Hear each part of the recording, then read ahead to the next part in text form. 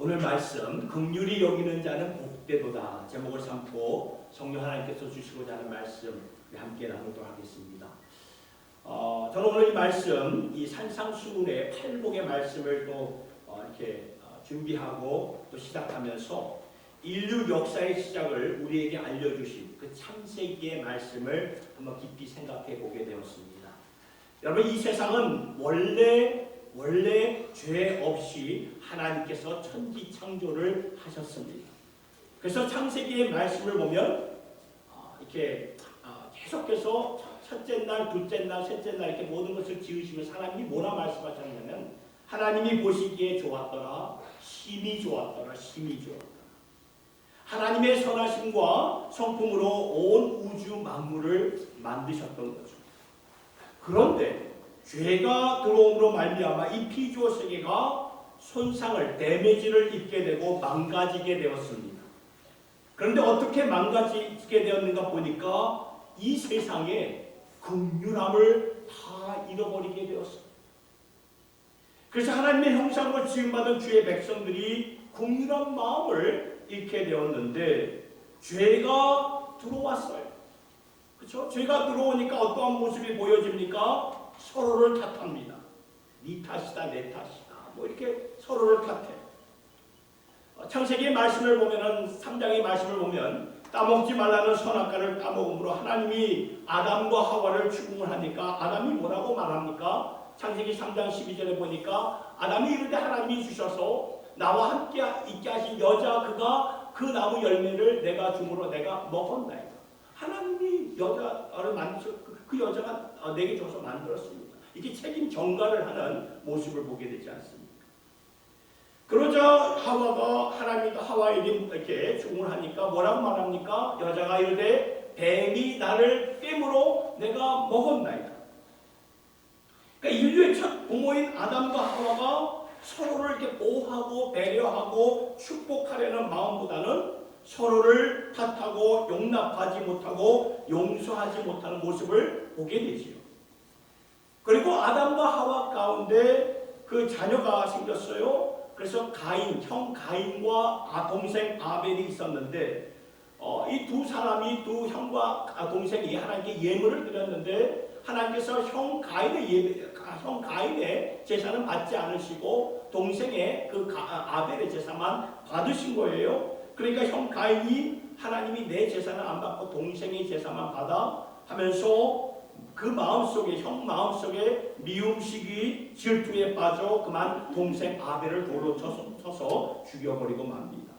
긍휼한 마음이 없죠. 긍휼한 마음이 전혀 없습니다. 이러한 미움식이 질투 가운데 경쟁하면서 살아남고자 먼저 가고자 하는 이러한 살벌한 마음으로 가득 찬 이 세상이 되어버렸고 또한 죄로 말미암아 폭력과 폭행으로 짓밟는 세상이 되어버렸습니다. 그러면서 창세기 말씀을 계속 이렇게 보니까 가인의 후손이 나오는데 그렇죠? 동생 아벨을 죽인 이 가인의 후손이 나오는데 누구냐면 라멕이에요. 라멕. 이 창세기 4장 23절에서 24절에서 이렇게 설명을 하고 있습니다. 보세요. 라멕이 아내들에게 이르되 야다와 실라여 내 목소리를 들으라. 라멕의 아내들이여 내 말을 들으라. 나의 상처로 말미암아 내가 사람을 죽였고 나의 상함으로 말미암아 소년을 죽였도다. 가인을 위하여는 벌이 700일진데 라멕을 위하여는 벌이 77배이로다. 보셨나요? 이 말씀은 세상이 어떻게 변했는가를 적나라하게 보여주고 있는 말씀입니다. 이 세상에 죄가 들어옴으로 말미암아 가장 눈에 띄게 변한 모습은 하나님이 원래 주신 성품과 긍휼함이 없어진 거예요. 가인의 후손 가운데 이 라멕은 이렇게 말하잖아요. 누가 내 비위를 건드렸어? 누가 내 자존심을 건드렸어? 누가 나를 화내게 했어? 죽여버릴 거예요. 그리고 진짜 죽입니다. 그래서 성경은 이 말씀을 보니까 가인을 위하여는 벌이 7배일진데 라멕을 위하여는 몇 배라고요? 77배. 너도 원수를 갚겠다. 이것이 오늘의 세상의 자랑거리가 되고 맙니다. 그러니까 오늘의 세상에서 살아남기 위해서는 이렇게 폭행과 짓밟는 모습과 경쟁에서 살아남기 위해서는 그 어떠한 과정도 개의치 않는 너무나도 살벌한 그러한 살벌한 세상이 되고 만 거죠. 이렇게 죄로 말미암아 손상이 되고 망가진 세상이 되었어요. 그렇기 때문에 하나님이 긍휼히 보시고 불쌍히 보시고 이 땅을 고쳐주시기 위해서 살려주시고 치유해주시고 회복해주시기 위해서 택하신 방법은 무엇이었습니까? 당신의 긍휼함을 가지고 우리에게로 찾아오시고 베드로전서 1장 3절의 말씀을 보세요. 우리 주 예수 그리스도의 아버지 하나님을 찬송하리로다. 그의 많으신 긍휼대로 예수 그리스도를 죽은 자 가운데서 부활하게 하심으로 말미암아 우리를 거듭나게 하사 산 소망이 있게 하셨습니다. 보셨나요? 오늘의 세상은 이 긍휼과는 정반대의 그 길로 가지 않습니까? 그래서 이 세상이 망가진 거예요. 전쟁으로 망가지고 보복심으로 망가지고 폭행으로 망가졌는데 이런 망가진 세상을 고쳐주시기 위해서 구해주시기 위해서 하나님은 당신의 긍휼하심을 가지고 역사를 이루셨다는 거예요. 이것이 성경 전체의 가르침이고 또한 그 흐름이 된다는 것입니다. 그래서 저와 여러분들이 예수 안에서 우리가 구원을 받으셨다면 우리는 그 긍휼함을 입고 사는 자들이구나 이걸 아셔야 된다는 거예요. 아멘. 그래서 로마서 12장 1절을 보면 사도 바울이 오늘 저와 여러분들에게 믿는 자들에게 뭐라고 권면을 하시고 있나요? 보세요. 이렇게 말하고 있습니다. 이게 안 적혀있네요. 제가 읽어드리겠습니다. 로마서 12장 1절을 보면 그러므로 형제들아 내가 하나님의 모든 자비하시고 그 자비라는 것이 긍휼하심을 말하는 것입니다. 너희를 권하노니 너희 몸을 하나님이 기뻐하시는 거룩한 산 제사로 드리라. 이는 너희가 드릴 영적 예배이다. 여러분 이 로마서의 말씀을 보시면 알겠지만 로마서 1장부터 11장까지는 전적으로 타락한 인류들을 말씀해 주시고 전적으로 인간들이 타락했기 때문에 모든 인간들이 하나님의 영광에 이르지 못했지만 그러나 하나님께서는 예수 안에서 우리를 택하시고 부르시고 구원해 주시고 의롭게 하시고 영화롭게 해주셨다는 것입니다. 이것이 로마서 1장부터 11장까지의 내용인데 그러면서 하나님의 모든 구속의 사역을 한마디로 뭐라고 말씀하시냐면 로마서 12장을 보면은 연결해 주는 말씀이 바로 하나님의 긍휼하심, 하나님의 자비예요. 그러니까 저와 여러분들이 예수 안에서 구원을 받았고 우리가 하나님의 자녀들이 되었다면 우리에게는 다른 것을 몰라도 한 가지는 분명히 있어야 돼. 이걸 갖고 살아야 돼. 긍휼함을 갖고 사셔야 된다. 아멘. 하나님의 그 컴패션을 알고 살아야 돼. 하나님의 그 긍휼하심을 우리가 알면서 살아가야 돼. 왜냐하면 이것으로 우리가 옷 입고 이것으로 먹고 이것으로 숨쉬고 살고 있기 때문이지요. 예수님이 오늘 우리에게 주시는 이 말씀 긍휼히 여기는 자는 복이 있나니 이 말씀 역시 세상을 위한 교회가 되기 위해서 주신 말씀이라는 것입니다. 아멘. 어둠을 밝히는 빛이 되고 세상을 치유하는 소금이 되기 위해서 주신 그런 말씀인데 그래서 주님이 말씀하시기를 너희들이야말로 이 세상 가운데 보낼 수 있는 나의 사람들이다. 왜 그럴까요? 주님께서는 당신의 긍휼함을 가지고 오늘 저와 여러분들에게 찾아오셔서 우리에게 긍휼의 옷을 입혀주셨기 때문에 너희는 긍휼의 사람들이 되어야 된다.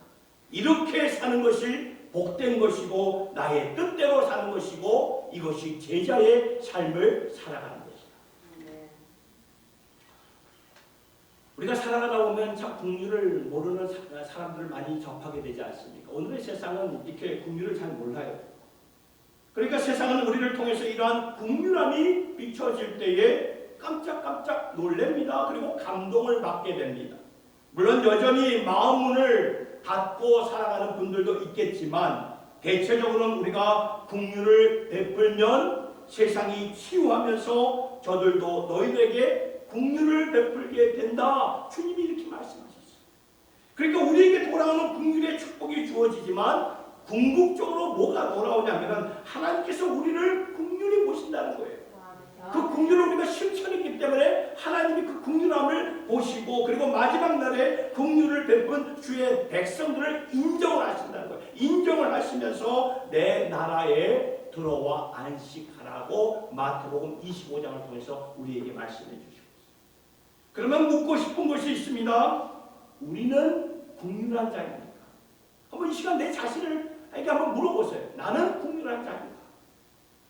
오늘의 세상이 교회를 바라볼 때 긍휼이 넘치는 교회로 보고 있을까요? 여러분 이 사진을 한번 보세요. 이 사진을 보면서 뭘 느끼시나요?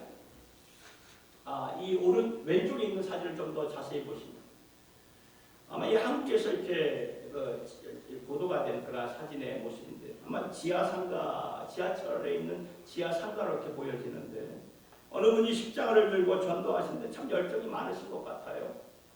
근데 이곳에 앉아서 그 바닥에 앉아서 요를 깔고 사람들의 기부를 받는 누가 봐도 저분은 홈레스가 아니라 누구죠?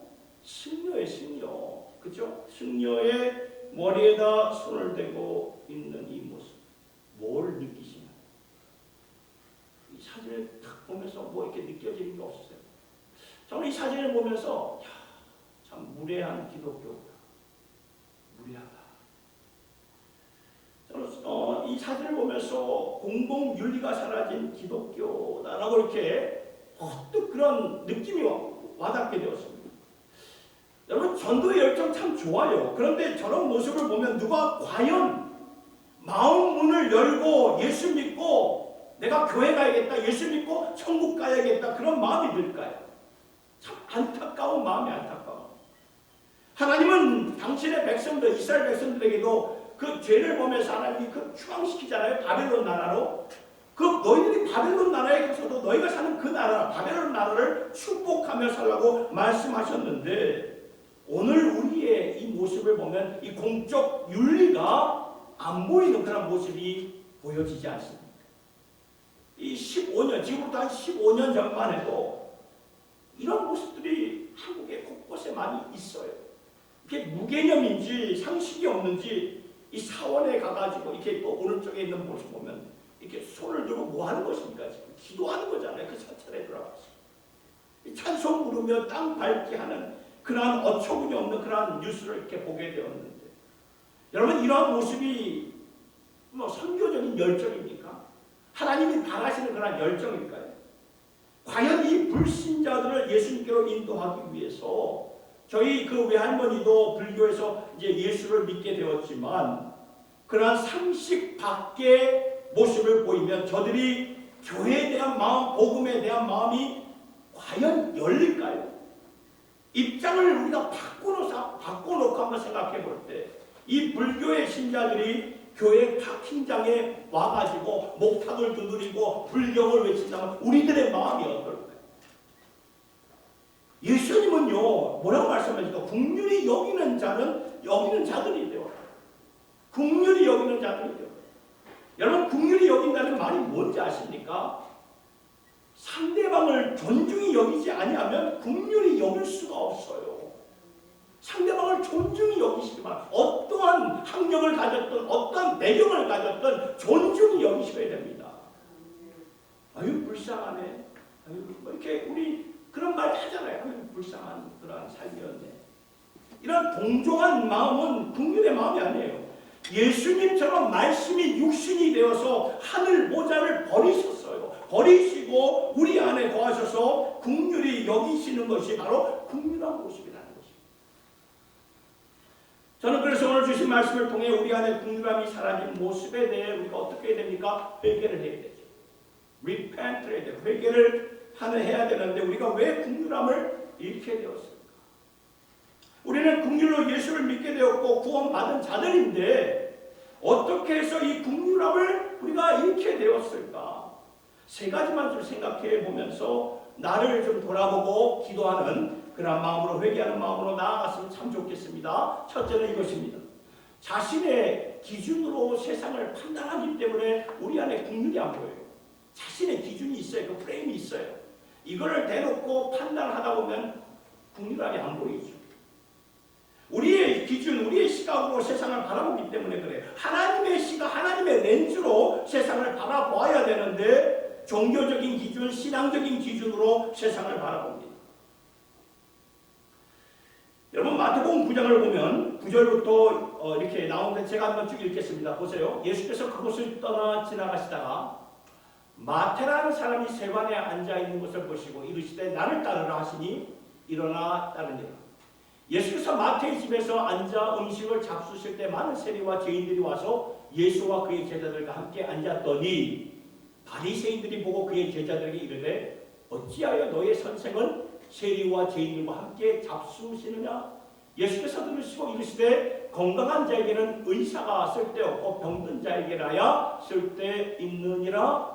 너희는 가서 내가 긍휼을 원하고 제사를 원하지 아니하노라 하신 뜻이 무엇인지 배우라. 나는 의인을 부르러 온 것이 아니요 죄인을 부르러 왔노라 하시니. 여기서 예수님이 긍휼에 대해서 가르쳐 주시고 있는 말씀입니다. 그런데 마태복음은 이 세리장이었던 마태가 쓴 거예요. 마태가 예수님의 그 말씀을 기록해서 쓴 그 마태인데 마태가 처음부터 예수님께로부터 부름을 받는 장면을 기록한 것입니다.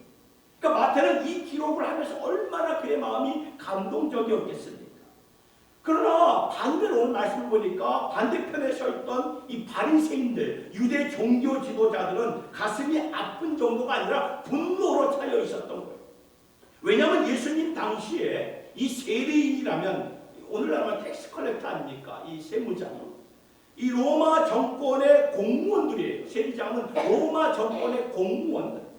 그러니까 유대인들의 편에서 보면 세리인들은 증오의 대상입니다. 증오의 대상. 그래서 죄인 취급을 했는데 보니까 예수님이 지금 세리들과 같이 앉아서 식사를 잡수시고 계시는 거예요. 더구나 마태는 예수님의 12 제자 중에 한 사람이 아니었습니까? 그러니까 유대인들이 보았을 때는 이거 아닌데 이게 아닌데 이게 뭐지? 하면서 예수님의 제자들을 불러가지고 너희 랍빈 너희 스승은 이게 뭐냐? 이게 선지자냐? 그러면서 예수님을 비판하고 정죄를 했던 거죠. 이때 예수님이 그들에게 주신 말씀이 뭐냐 하면은 내가 구하는 것은 이 말씀 사실 구약성경의 호세아 6장 6절을 통해서 말씀하신 것인데 그걸 인용하신 말씀이에요. 나는 인애를 원하고 긍휼을 원하고 제사를 원치 아니하며 언제보다 하나님을 아는 것을 원한다. 내가 찾는 것은 제사가 아니다. 종교가 아니다. 긍휼합니다. 여러분 이 말씀이 와닿으세요. 주님의 말씀이 와닿으셔야 됩니다. 그러니까 말씀을 사랑한다는 사람들이 왜 긍휼함을 잃게 되었는가 보니까 자신의 기준으로 세상을 판단하기 때문에 그래요. 여러분 판단이나 정죄하는 것은 우리가 할 일이 아닙니다. 그렇다고 해서 기준 없이 살라는 말이 아니에요. 통찰력 없이 살라는 말이 아닙니다. 분별하면서 우리가 살아가야지요. 그런데 판단은 누가 하는 것입니까? 하나님이 하실 거예요. 하나님. 우리의 몫이 아닙니다. 우리의 기준으로 보기 시작하면은 사람들의 마음과 동기를 읽을 수가 없기 때문에 주님은 그것은 너가 할 일이 아니야 라고 말씀을 하셨습니다. 그런데 보면 우리는 늘 일상생활을 보면 계속 판단을 하고 정죄를 하고 있지 않습니까? 그런데 여러분 이러한 기준으로 하나님이 우리를 판단하셨단 말이에요. 우리처럼 이렇게 우리가 이렇게 사람들을 판단하고 정죄하듯이 하나님이 우리를 정죄하고 판단했으면 누가 구원받을 자 누가 있겠습니까? 아무도 없어요. 아무도 없어요. 그런데 하나님이 긍휼하심을 가지고 이 데미지 입은 손상을 입은 망가진 세상을 찾아오셨는데 오늘 우리에게 긍휼이 없는 이유는 우리가 알게 모르게 내 기준으로 판단하기 때문에 그래요. 그래서 예수님은 말씀을 통해서 긍휼히 여기는 자들이 긍휼히 여기는 자들이 되어서 세상에 나가 소금이 되고 빛이 되어라. 그 말씀을 하십니다. 섬김의 자리로 가라는 거예요. 두 번째는 왜 긍휼함이 안 보이는가? 믿는 자들에게 긍휼함이 보여야 되는데 왜 안 보이는가? 신앙에 더 중요한 일을 놓치고 있기 때문에 그래요. 것 많이 있고 배워야 할 것 많이 있어요. 그래서 그리스도의 장성한 분량에 이르도록 우리가 정말 힘을 써야 되겠지만 그 가운데서도 큰 틀이 있습니다. 큰 틀.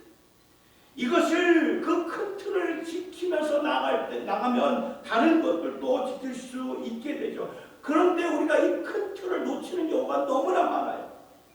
신앙생활하면서 너무나 작고 비본질적인 것들, 사소한 것들에 우리가 집착할 때에 큰 것들을 놓치게 된다는 것입니다.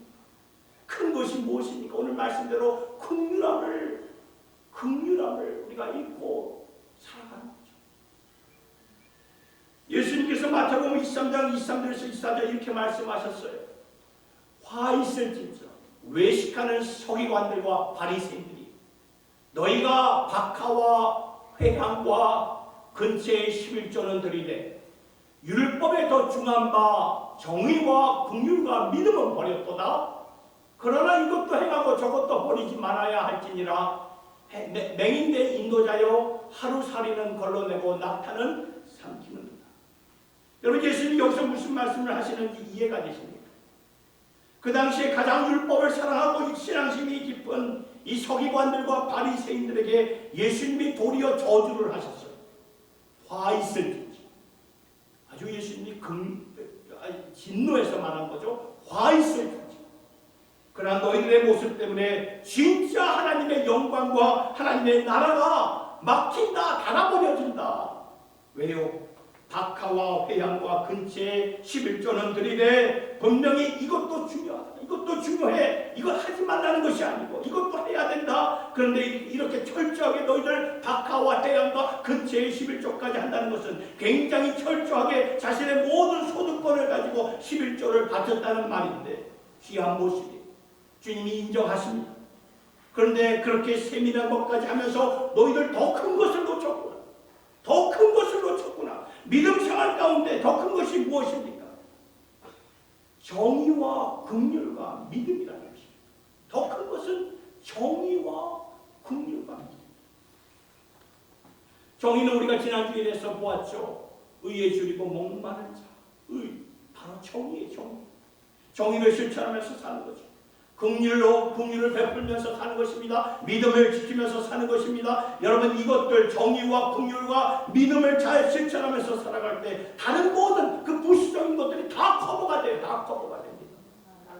여러분 오늘 우리의 신앙생활을 한번 돌아보면 좋겠습니다. 우리 믿음의 신앙 본질은요. 에센셜, 그러니까 본질은 3S라고 그래요. 3S. 3S가 뭐냐면 이것입니다. 믿음의 본질이란 3S. Salvation, Sanctification, Service. 구원과 성화와 섬김이 3S예요. 이게 키에 이게 메인 프레임입니다. 구원과 성화와 섬김. 그러니까 믿음의 본질이 구원과 성화와 섬김인데 그래서 이 세 가지를 잘하면 다른 모든 것들이 이렇게 커버가 돼요.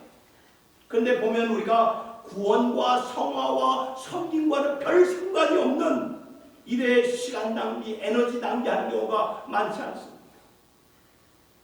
예를 들어서 사소한 신학 때문이라든지 아니면 세례를 받을 때 이런 논쟁이 오고 와요. 물에 직접 들어가서 침례를 받아야 된다. 아니야, 그렇게 안 해도 돼. 그냥 머리에 이렇게 뿌려도 돼 하면서 여기에 목숨을 걸고 다투는 분들을 이렇게 보았어요. 이것은 우리의 구원과 성화와 성품과는 아무런 상관이 없는 거예요. 사실 우리가 더 올바로 해석하려고 하나님 말씀을 더 사랑하기 때문에 그 올바른 말씀을 해석하려고 원어를 공부하지 않습니까? 히브리어와 헬라어를 공부하는데 그리고 신학을 공부하고 그래서 신학교가 있는 것인데 필요합니다. 필요하지 않다는 게 아니에요. 필요합니다. 그런데 믿음의 본질과는 거리가 멀어요. 본질, 토대를 찾아야 된다는 거예요. 토대. 정의를 실천하며 사는 것이고 긍휼을 베풀면서 살아야 되는 것이고 믿음으로 살아야 된다는 것입니다. 여러분 우리가 이 신학을 넘어서 삶에서도 마찬가지죠. 예를 들어서 오늘날 교회들마다 예민한 이슈가 되기에 말씀을 드리려고 합니다. 우리가 믿음으로 살려면 정치적으로 오늘날 이 세계, 오늘 미국의 정치, 한국의 대한민국의 정치적으로 내가 보수가 되어야 되는지 아니면 진보가 되어야 되는가? 대답이 뭡니까?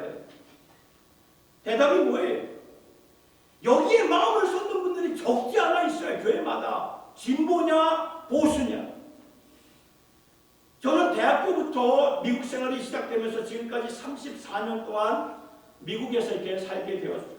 그런 가운데 제가 본 대통령 가운데 가장 인상 깊은 두 분이 있어요. 한 분은 레이건 대통령과 또 한 분은 지미 카터, 얼마 전에 이렇게 세상 떠나신 분이신데, 레이건 대통령은 미국 보수 정치의 아이콘이고요.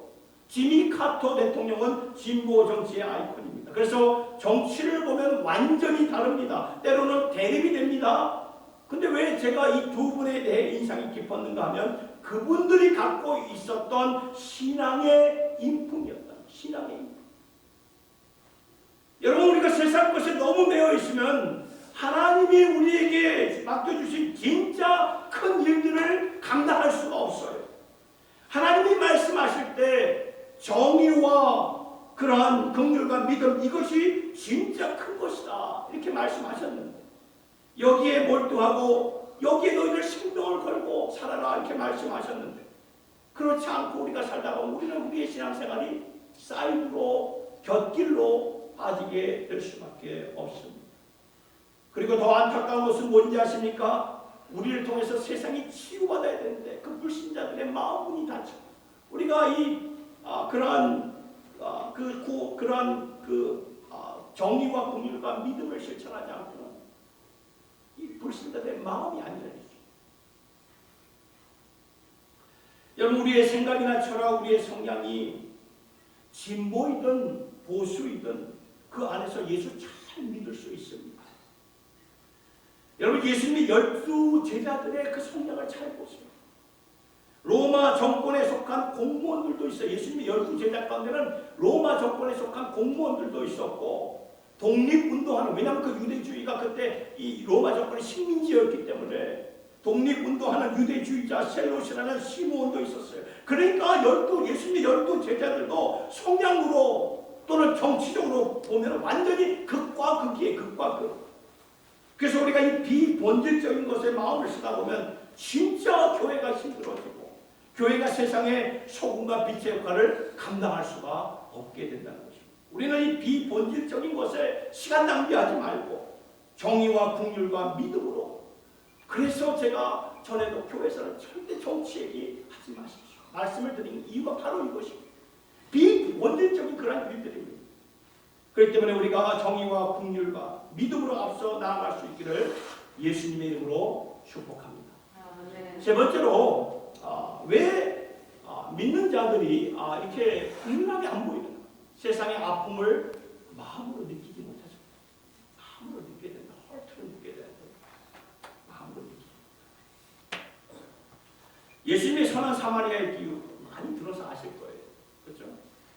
거기서도 긍휼에 대해서 가르쳐 주시는데, 이러한 배경을 보면 어느 한 율법사가 예수님께로 와서 누가 내 이웃입니까? 이렇게 묻죠. 그러니까 예수님이 답변하기를 누가복음 10장 31절부터 보세요. 제가 읽어드리겠습니다. 마침 한 제사장이 나오죠. 그 길로 내려가다가 그를 보고 강도를 만난 사람을 보고 피하여 지나가고, 또 이와 같이 한 레위인도 그곳에 이르러 그를 보고 강도를 만난 사람을 보고 피하여 지나가되, 어떤 사마리아 사람은 여행하는 중 거기 이르러 그를 보고 불쌍히 여겨 가까이 가서 기름과 포도주를 그 상처에 붓고 싸매고 자기 짐승에 태워 주막으로 데리고 가서 돌보아 준다. 그 이튿날 그가 주막 주인에게 데나리온 2를 내어주며 이르되 이 사람을 돌보아 주라. 비용이 더 들면 내가 돌아올 때 갚으리라 하였습니다. 내 생각에는, 그렇죠? 예수님이 그 율법사에게 말한 거죠. 이 세 사람 중에 누가 강도 만난 자의 이웃이 되겠느냐? 이르되 그 율법사가 말한 건 자비를 베푼 자입니다. 예수께서 이르실 때 가서 너도 이와 같이 하라 하십니다. 긍휼에 대한 가르침. 그러니까 율법사의 질문은 예수님께 누가 나의 이웃입니까? 내가 누구를 찾아가야 됩니까? 그러니까 율법사의 그 말을 보면 질문은 밖에 있는 거예요. 근데 예수님은 그 질문을 들으시고 그 질문을 바꾸세요. 밖에서 누구를 찾지 말고 긍휼한 마음으로 내가 좋은 이웃이 되어라. 예수님의 포인트예요. 이러한 마음을 가진 자가 오늘 세 사람 중에 누구였습니까? 바로 선한 사마리아인이었습니다. 그러면 강도 만난 자를 먼저 지나간 제사장과 레위인들은 오늘날로 말하면 신앙이 깊은 자들이에요. 제사장은 성직자이고 레위인은 오늘 이런 평신도 지도자에서 오늘날로 말하면 장로나 권사나 집사들입니다. 그러니까 이 두 사람들은 그냥 지나갔는데 이 사마리아 사람은 아무도 상상하지 못한 일들을 감당했던 것이죠. 여러분 그 민족의 그 유대인의 그 히스토리를 역사를 보면은 이 유대인들은 사마리아인들과는 상종을 안 했어요. 왜? 같은 유대인이었지만 사마리아는 피가 섞였어요. 다른 이 외국 사람들 피가 섞였기 때문에 정통 유대인들은 사마리아를 사람 취급 안 했어요. 그런데 이 사마리아에는 도리어 강도 만난 사람을 돕고 가장 율법 정신대로 산 사람이 바로 사마리아 사람이었습니다. 그러니까 유대인이 이 율법사가 자기 입으로 예수님이 이 세 사람 중에 누가 강도 만난 자의 이웃이 되었느냐라고 말했을 때 우리가 저 같았으면 예수님 사마리아인입니다 이렇게 말하지 않겠습니까? 그런데 그렇게 말하지 율법사가 차마 그렇게 말하지 않고 말을 돌려서 자비를 베푼 자니이다. 그렇죠? 보셨죠? 이르되 자비를 베푼 자니. 그런데 오히려 그 대답이 핵심을 찌르는 그러한 답이 되었어요. 자비를 베푼 자. 그 말은 긍휼을 베푼 자예요. 긍휼을 베푼 자. 그러면 사마리아에는 왜 긍휼함이 있었을까요? 오늘 이 말씀을 잘 보니까 누가복음 10장 33절의 이 말씀을 보니까 그가 지나가면서 보고 마음에 불쌍해요. 사마리아의 마음속은 불쌍한 마음으로 본 거예요. 마음으로. 제사장과 레위인들도 그 상황을 보고 지나갔는데 사마리아인은 강도 만난 사람을 보고 마음으로 불쌍히 여겼고 마음으로 그의 아픔을 채우라고 공감한 거예요. 그래서 마음으로 본 것입니다. 그러니까 긍휼함은요 아픔을 느낄 때 우리에게 주어진다는 것입니다. 그래서 오늘 우리가 이러한 마음을 가지고 주님 앞으로 나와서 기도해요. 주님의 성령 내게 임하사 날 새롭게 하여 주시고 주님의 마음 내게도 주시옵소서. 주님의 마음인데 무슨 마음인가 보니까 우리가 아파할 수 있는 마음, 그들의 아파하는 마음을 우리도 가질 수 있도록 기도하셔야 돼요. 이것이 없어요. 이것이 안 보여요. 그래서 진정한 긍휼함이 오늘 우리가 살아가는 동안에 안 보여집니다.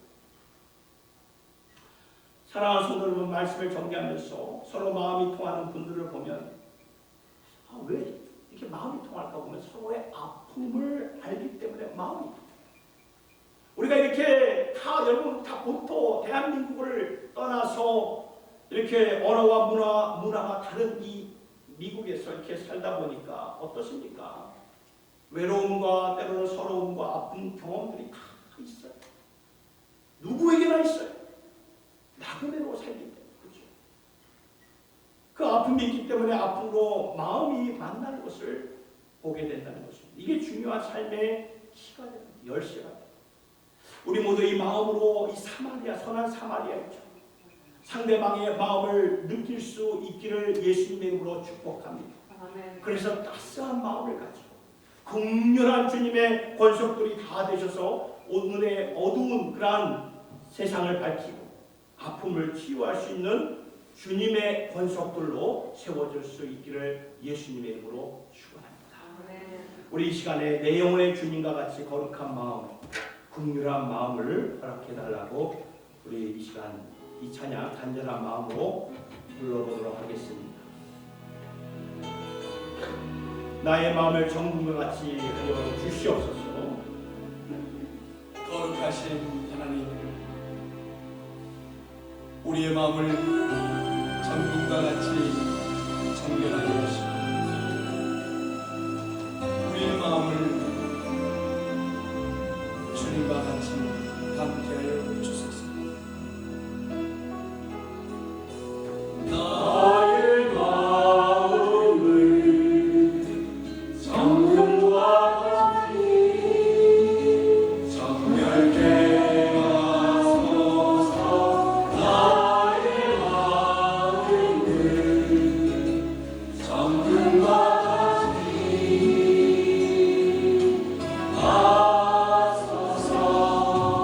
내